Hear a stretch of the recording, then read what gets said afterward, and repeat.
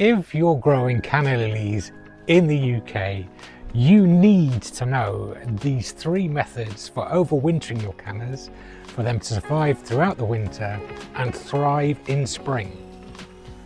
I'm James from Tropical Gloss, and I've been growing cannas here in Gloucester for the past few years. So let me show you the methods that have worked for me to grow these amazing cannas.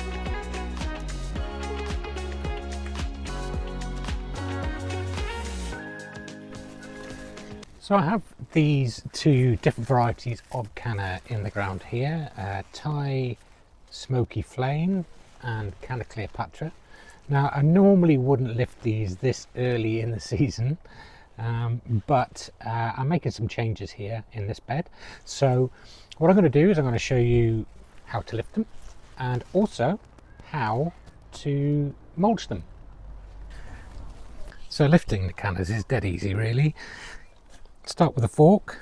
As you can see here, there is a little bit of a rhizome coming through there, so I know where to start. I'm going to stick my fork in, just gradually wiggle it around and lift.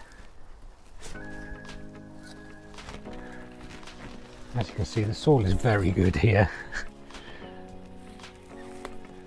And there we go, one clump of cannas and their rhizomes, all ready to either store in compost or dry store.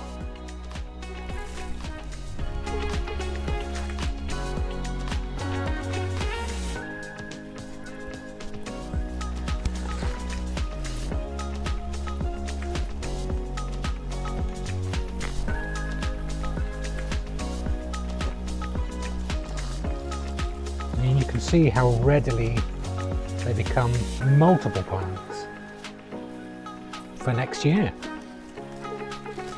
So if you want updates about how these do over winter and also how we get them started next spring, hit that subscribe button and press the bell for alerts and updates.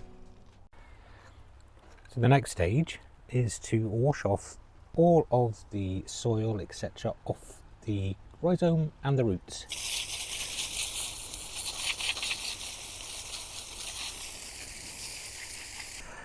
So once you've got it all cleaned off, next thing to do is to remove the top growth. I like to leave around 3 or so inches on. The reason being, you're going to get natural dieback, and what I don't want is the rot to go down into this rhizome.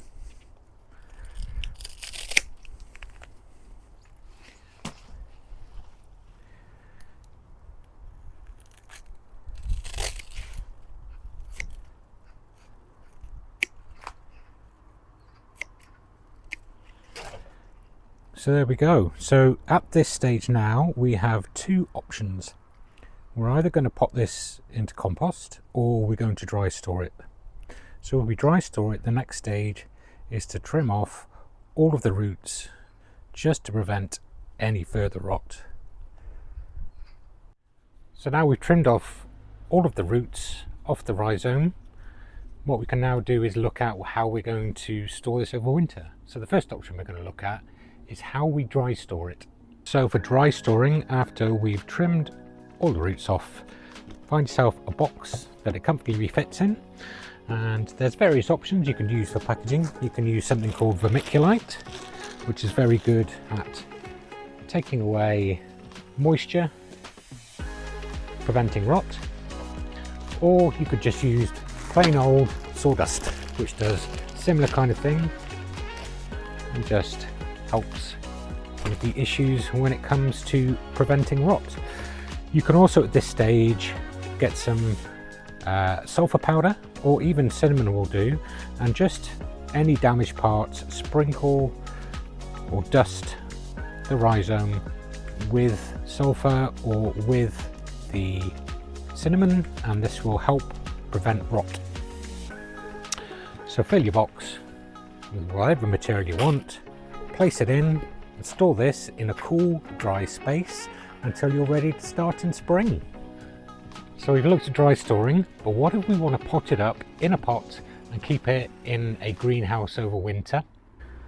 So get a pot filled with compost, get your rhizome and make sure that it is growing points up, so old stems or new growing points, and then cover it with compost.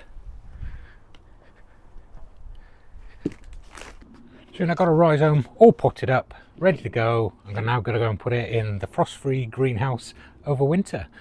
Stick around and make sure you subscribe if you want to see how I get these started in spring. So the third method to look at is, what do we want to leave our cannas in the ground over winter?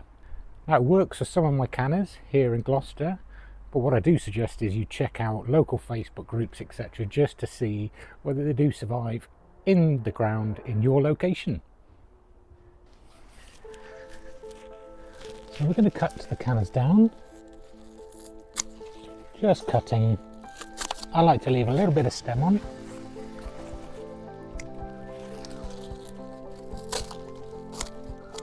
With a good, clean, sharp pair of secateurs.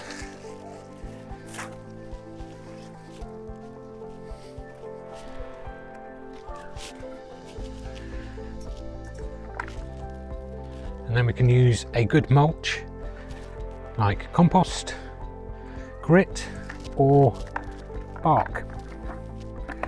And we need to put a decent layer of mulch on that. A good 4 to 6 inches.